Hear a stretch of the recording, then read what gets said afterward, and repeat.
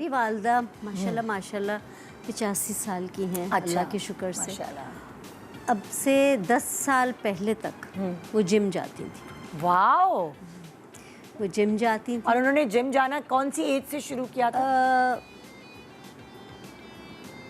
I think in हर, देखें उन्होंने सारी ज़िंदगी वॉक बहुत किया। ठीक है। अच्छा, वो कहती है मेरे बचपन में हमें थोड़ी अवेयरनेस थी कि मसल्स को यूं करना है, फला करिए, तो बहुत लेट स्टेज में चीज़ें आई हैं। मगर वो एक स्पोर्ट्स वुमन थी। बैडमिंटन उन्होंने बहुत खेला। एनसीसी की ट्रेनिंग में वो उन्होंने टॉप किया सिंध में। तो she was very very active apart from her career. बहुत उन्होंने एक्टिव ज़िंदगी गुजारी।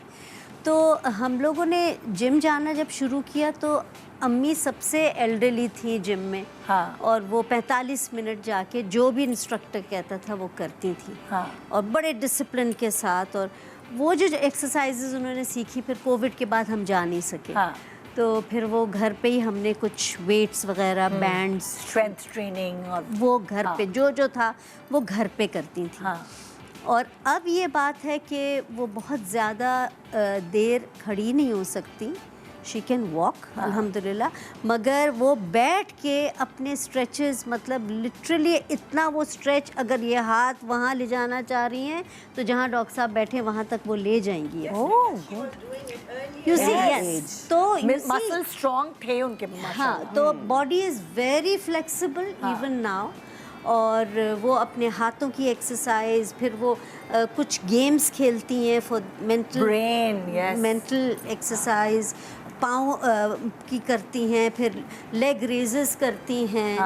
और हाथों की बहुत एक्सरसाइजेज, नेक एक्सरसाइजेज। एक तो नेक एक्सरसाइजेज इतनी ज़रूरी हैं बिकॉज फिर जिसको उसको देखो वर्टिगो, जिसको उसको देखो सर्वाइकल इश्यूज़ हैं।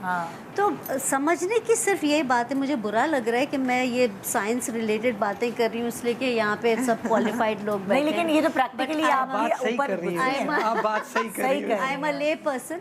मगर ये कि सिर्फ समझना ये है कि जो हमारा स्केलेटन है वो हड्डियाँ हैं, और ये जो हमारा मसल मास है वो उसको पकड़े हुए है। वो उस वक्त तक पकड़े रहेगा जब तक मसल मास होगा और उसके मसल के अंदर स्ट्रेंथ होगी। देखें, आपने बिल्कुल सही बात करी। एज जो है ना वो एक्चुअली में एक नंबर है। सही है। और जो आपका मसल मास है ना वो आपका बैंक है। सही है। आधे से ज़्यादा लोग जो आजकल 70s क्रॉस करते हैं वो ऑलरेडी बैंकक्रप्ट हो चुके होते हैं। तो मैं आपको एक्चुअली बता सकता हूँ कि आप अपने मसल मास में और अपने बैंक में इन्वेस्टमेंट कैसे कर सकते हैं। ठीक है। हम अर्ली 20s में जितने भी लोग जिम जा रहे हैं, एक्सरसाइज कर रहे हैं, वो कर रहे हैं फॉर टू लुक गुड। सही है, एक इम्प्रेशन आए, अच्छा दिखूँ। बट आप आफ्टर 40 जो अपनी एक्सरसाइज कर रहे थे वो एक्चुअली आपके सर्वाइवल के लिए आप एक्सरसाइज कर रहे हैं। ठीक है। मसल मास हमारा जितना अच्छा होगा, हमारे जॉइंट से उतना ज़्यादा लोड कम होगा। आपको जैसा पता है आजकल लोग काफ़ी ज़्यादा नी रिप्लेसमेंट की तरफ जा रहे हैं। क्यों जा रहे हैं? क्योंकि उनके मसल्स एक्चुअली में जो है ना उनके जॉइंट्स को सपोर्ट इतना अच्छे से नहीं कर सके। और यंग लोग डॉक्टर साहब, बिल्कुल मतलब 50s अर्ली 60s वही दोनों घुटने बिल्कुल ऐसे ही। आपको पता है जब आप 40 क्रॉस करते हैं ना तो हर 10 साल में आपका जो है ना 5 to 7% बॉडी मास जो है ना वो गिरता है।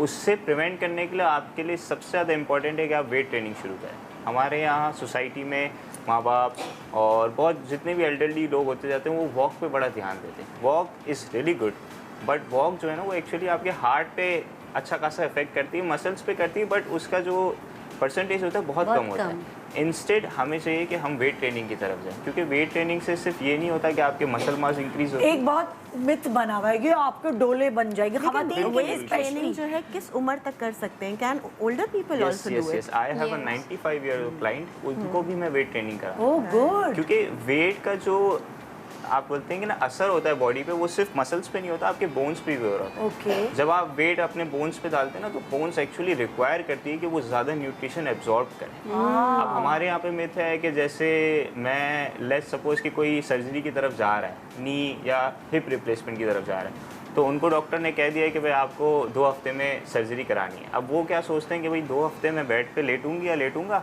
आराम से 2 हफ्ते बाद सर्जरी होगी और उसके बाद मैं बिल्कुल ठीक।